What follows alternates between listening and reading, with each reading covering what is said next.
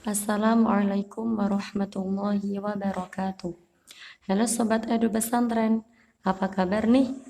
Baik-baik saja kan? Semoga kita selalu dalam lindungan Allah Subhanahu wa Ta'ala. Amin. Nah, dalam masa wabah saat ini, selain kita mengisi hari-hari kita untuk belajar di Edu Pesantren, kita juga mengisi hari-hari kita dengan membuat kreasi-kreasi yang menarik di channel kita yang lain, yaitu di channel Dapur Edu Pesantren. Nah, penasaran kan? Langsung saja kunjungi channel kita yang linknya ada di atas ini.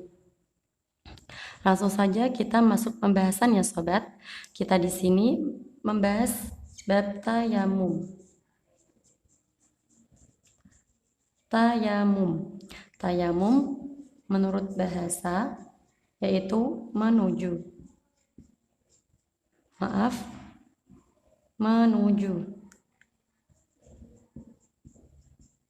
Sedangkan menurut istilah yaitu mempergunakan tanah yang bersih guna menyapu muka dan tangan untuk menghilangkan hadas menurut cara yang ditentukan oleh syara. Tayamum di sini juga bisa diartikan sebagai pengganti wudhu.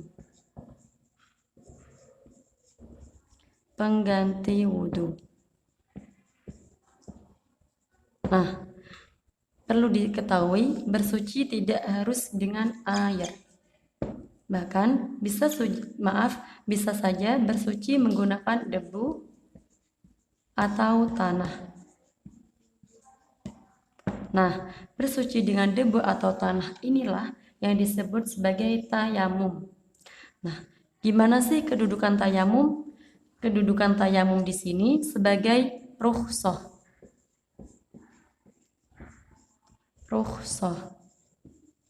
Nah, apakah rukhsah itu? Rukhsah yaitu keringanan. Keringanan bagi siapa? Yaitu bagi orang atau bagi dia yang sangat sulit mendapat air. Sangat sulit mendapat air.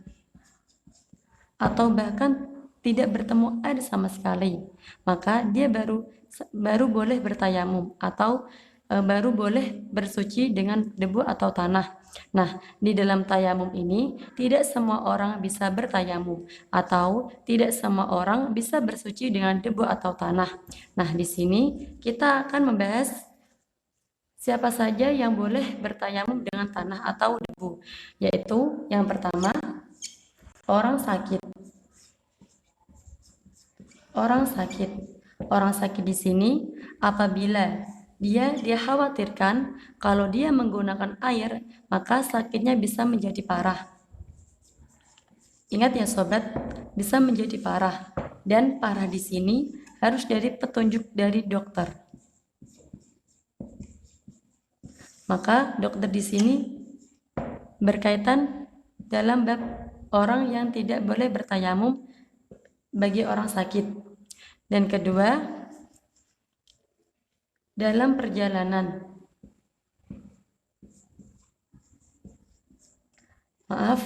Dalam perjalanan.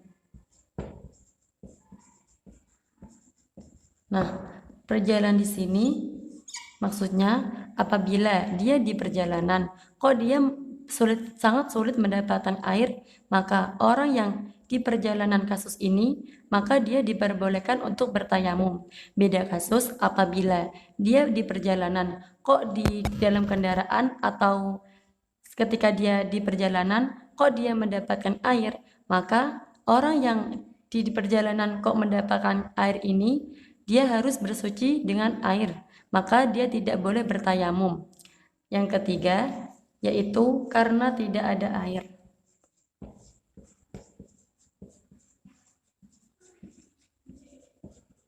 Tidak ada air, contohnya ketika musim kemarau.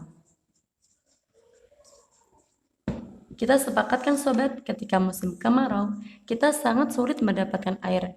Bahkan kita juga tidak bertemu air sama sekali. Nah, ketika musim kemarau, di sini kita baru boleh bertayamum atau baru boleh bersuci dengan debu atau tanah.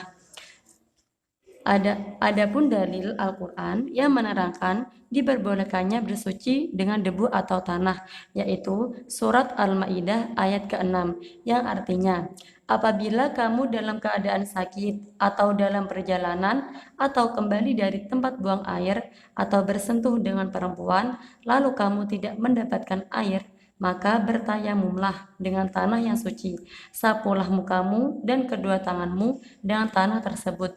Quran Surat Al-Ma'idah ayat ke-6. Cukup di sini ya sobat pertemuan kali ini. Daripada nganggur di rumah, lebih baik melakukan hal-hal yang bermanfaat. Belajar bersama kami misalnya. Oh iya, dan jangan lupa like, subscribe, dan share video ini. Wassalamualaikum warahmatullahi wabarakatuh.